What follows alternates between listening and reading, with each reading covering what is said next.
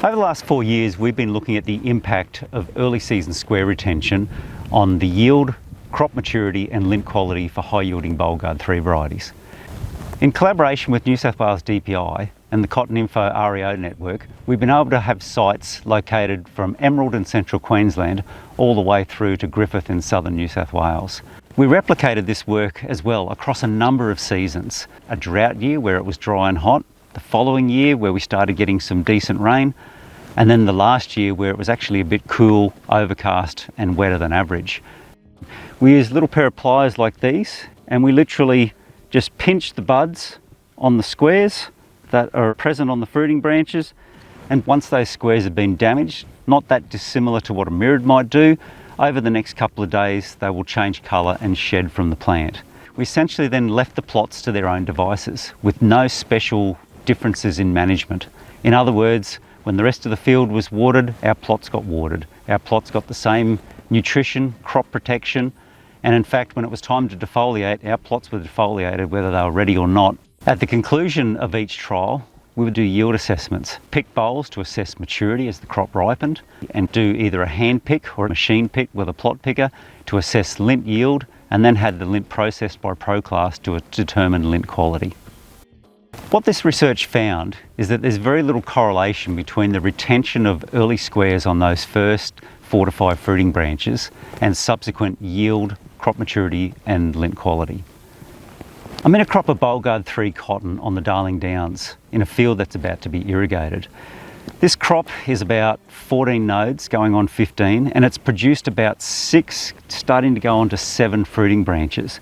So as you can see, the crop's reasonably advanced. Most people's concern around managing retention starts when the crop is quite a bit younger than this.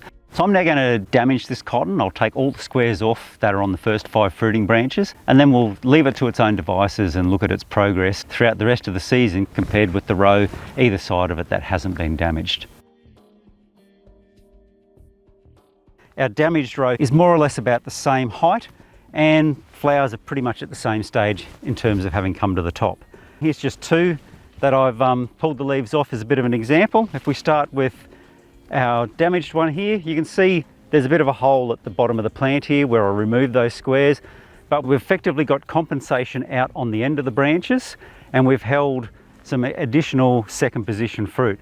We've also held slightly more fruit on the veggie branches. If we compare that to the control, you can see that we had better retention down the bottom, as you'd expect, but certainly not as much up the top and a little bit less on the veggie branches. So what in effect we've done at this stage is we've just shifted the distribution of bolls within these canopies.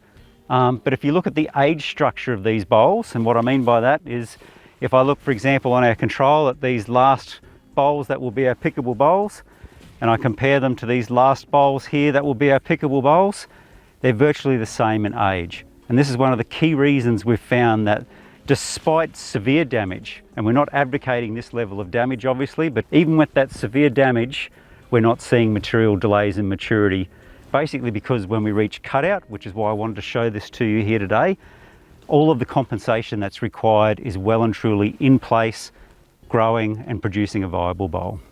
The height of this row, despite that early damage and the compensation that's taken place, just as it was at cutout, hasn't gotten any taller really in a material sense than the row either side of it.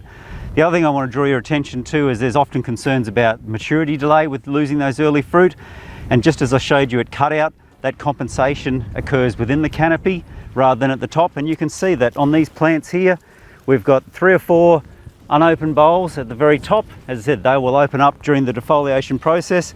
If I look at the row beside, again I've got 3 or 4 bolls on those uppermost nodes that are yet to open. So in terms of maturity differences from where we've removed the bottom fruit compared to where that fruit was retained, there is just no difference.